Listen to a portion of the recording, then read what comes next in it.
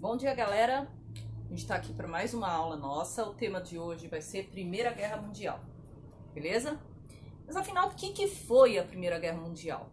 Tá? Ele vai ser o primeiro conflito ocorrido no século XX e que envolve uma guerra total, certo?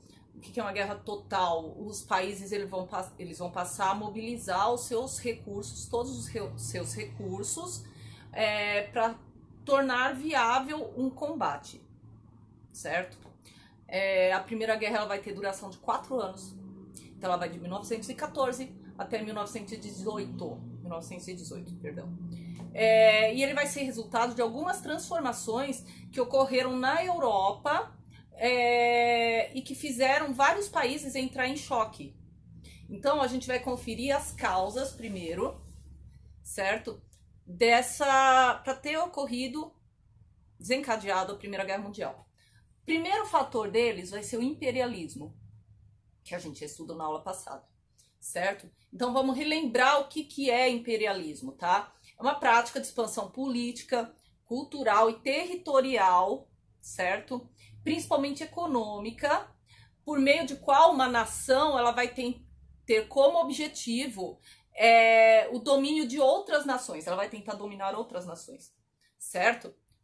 Então pode-se dizer que a gente tem assim, nações que têm o poder bélico e econômico, eles empreendem força para conquistar outros países, certo? Além deles intervirem na política e na economia dessas nações dominadas, tá? E principalmente na relação que essas nações dominadas têm com outros países, certo? Então vamos lá.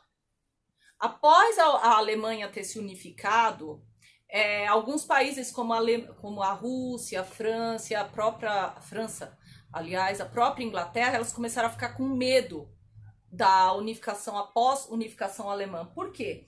Porque a Alemanha ela vinha apresentando cada vez mais uma ascensão. Então assim, a Alemanha ela estava tentando aumentar o seu número de colônias, além dela apresentar um crescimento econômico muito grande que ameaçava a hegemonia dos países que já eram superpotências e prejudicava o fortalecimento deles. Principalmente a Inglaterra, certo? Que era tida como a superpotência top dos tops, e a Alemanha estava começando a equiparar com a Inglaterra. E uma superpotência não vai querer rivalidade com outra, ela quer sempre se manter maior.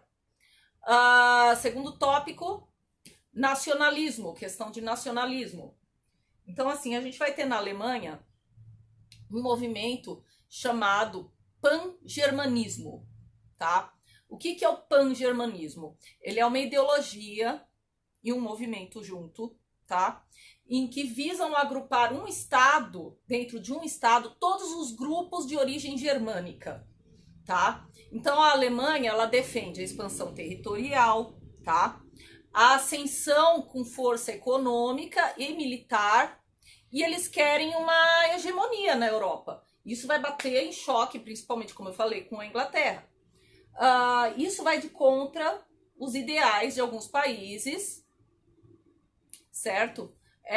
Isso no caso do nacionalismo, do que a gente fala com a Alemanha, tá? Outra questão nacionalista, a gente vai ter o ressentimento que a França tinha contra a Prússia, certo? E detalhe que a Prússia, ela era uma região meio que anexada com a Alemanha, estava ali, tá? E o que aconteceu? Eles tiveram uma guerra anterior, de 1870 a 1871. E nessa guerra, a Prússia saiu ganhando, certo? E anexou um território que se chamava Alsácia-Lorena, que pertencia à França antes. E esse território ele era muito rico em minérios, principalmente. Então a França ela ficou muito ressentida com isso, principalmente porque a derrota ela foi assinada na Galeria dos Espelhos, no Palácio de Versalhes, que era nossa, né, o top dos tops, e por questão mesmo de ter perdido essa região, certo? Que era muito rica em minérios. Agora, a região que a gente tem um conflito mais complicado é na região dos Balcãs, que é a sudeste da Europa. Tá? Por quê? Porque essa região ela é dominada pelo Império Austro-Húngaro. Tá? Só que assim, a Sérvia, ela tinha um interesse de anexar as regiões para criar, tipo, a Grande Sérvia. Então isso gerava um conflito meio ferrado na época, certo? Terceira questão é a questão das alianças militares, tá? Então vamos lá. Devido a um quadro que a gente tinha de tensão e rivalidade na Europa, as nações elas resolveram se agrupar, formar alianças conforme o que era melhor para elas. Então a gente vai ter duas frentes se formando. A primeira vai ser a Tríplice Entente, tá? Que vai ser formada pela Rússia, Inglaterra e França.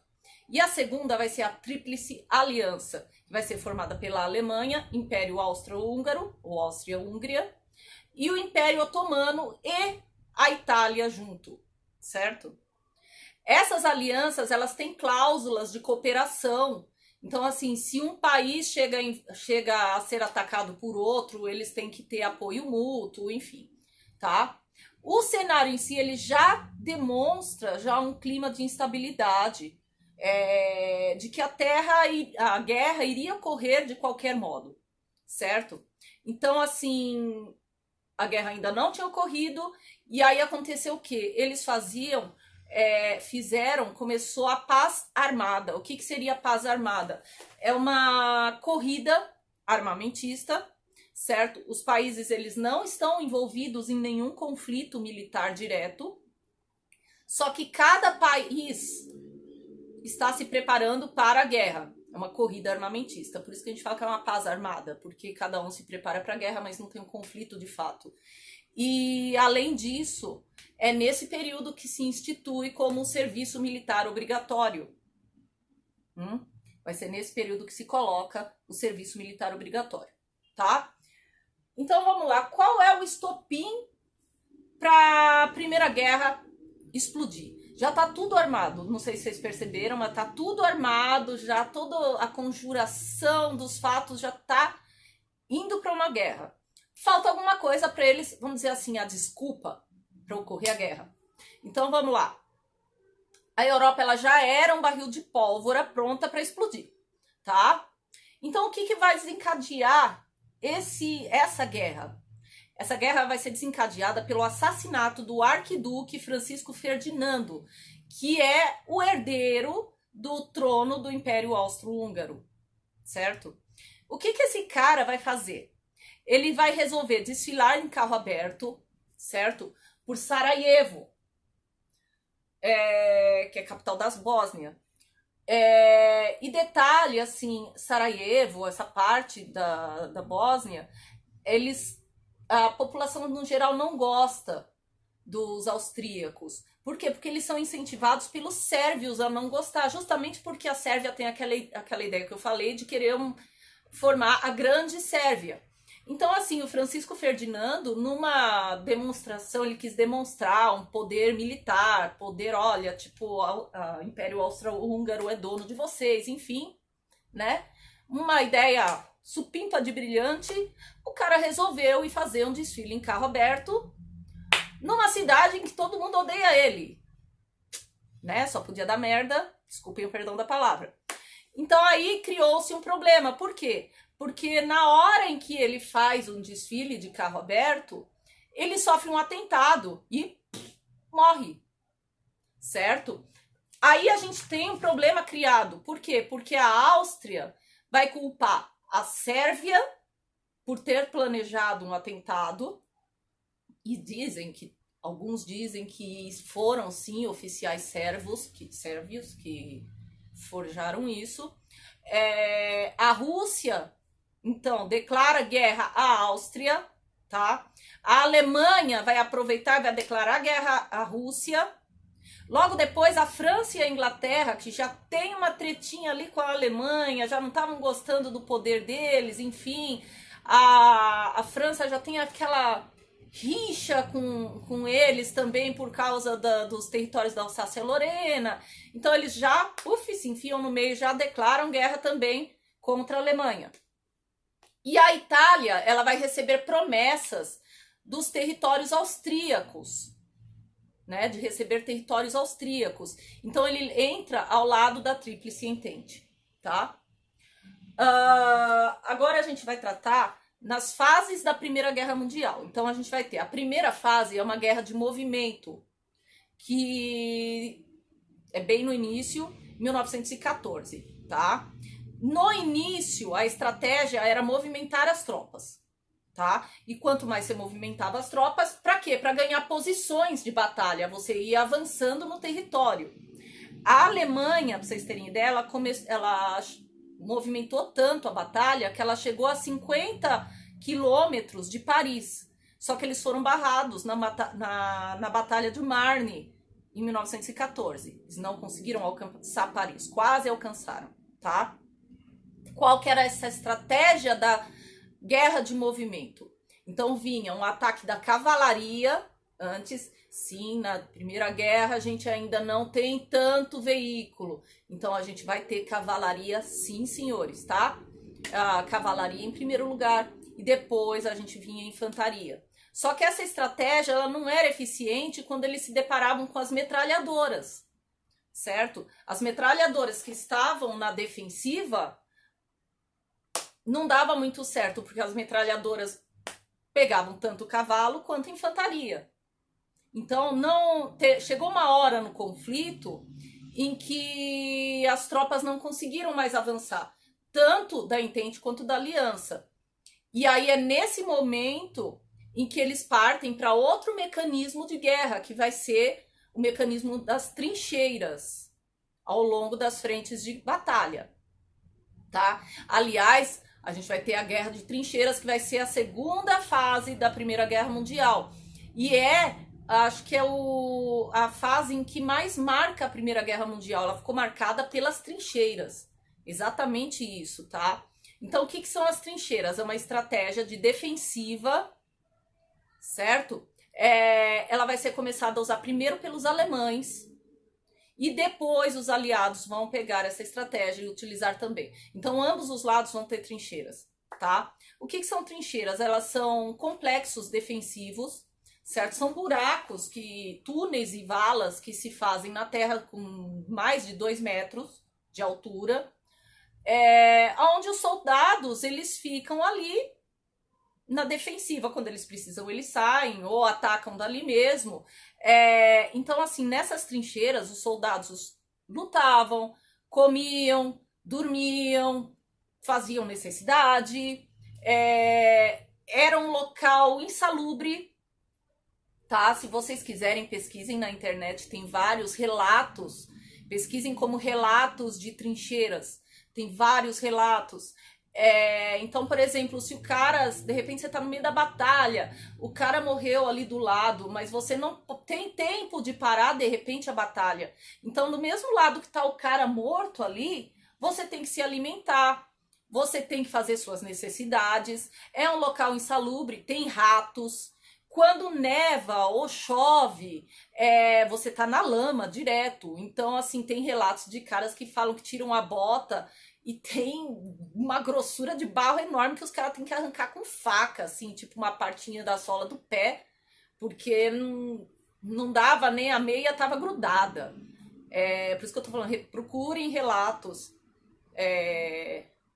da Primeira Guerra Mundial, eles falando que eles dividiam comida com os ratos, tinham ratos a quilo rodando ali no meio das valas. Então não é aquela coisa bonita que todo mundo fala, nossa, olha, as trincheiras, é um negócio podre mesmo, tá? Só que o detalhe é que eles eram protegidos dos tiros ali. Só que as trincheiras, elas não protegem os soldados dos projéteis da artilharia, certo? Dos ataques químicos e muito menos dos ataques aéreos. Tá? Elas protegem sim, mas não dessas partes. Sem contar as doenças que eles pegavam por causa dessa insalubridade toda, tá? Então, assim, as guerras de trincheiras vão ser o período mais violento que a gente tem da Primeira Guerra Mundial, tá? Ele tem praticamente 2 anos de duração, 1 ano e meio, 2 anos, tá? A gente vai ter muita perda dos dois lados, tá? De guerra. E é um período em que a gente não tem avanço significativo no combate para nenhum dos lados, certo? Nenhuma das partes tem avanço.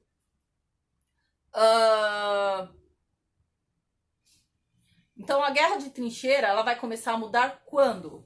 Quando os ingleses eles vão estrear o tanque de guerra, que vai ser em 1916. O tanque de guerra ele vai conseguir romper as defesas das trincheiras e vai tornar ele totalmente ineficaz.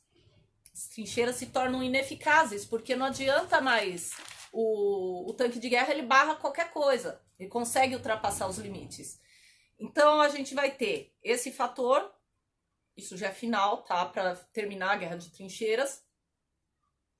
E a gente tem um outro fator, em 1917, a Rússia vai se retirar da guerra. Isso a gente vai ser o nosso próximo tópico. Por quê? Porque eles estão fazendo a Revolução Russa, certo? Um dos fatores é que a guerra estava consumindo muito o dinheiro da Rússia, causando pobreza, enfim, e eles se retiram da guerra, assinam um acordo com a Alemanha e se retiram da guerra, assinam um tratado e saem, certo? Quando a Rússia sai, um sangue novo se junta à Primeira Guerra, que vai ser justamente os Estados Unidos entrando na Primeira Guerra ao lado da França e Inglaterra, tá? Nossa, mas por que Estados Unidos entrou? Nossa, eles são tão bonzinhos, né? Eles querem acabar com a Primeira Guerra. Por que eles entram? Até então, no início da guerra, os Estados Unidos, ele ficava quietinho na dele. Como eles estão na América, eles não são afetados diretamente pela guerra. Eles não sofrem problemas com plantação, eles não sofrem perdas humanas em si, porque estão longe.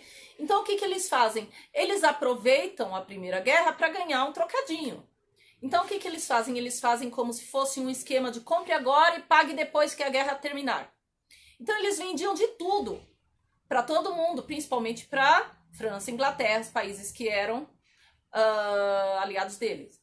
O que eles fizeram?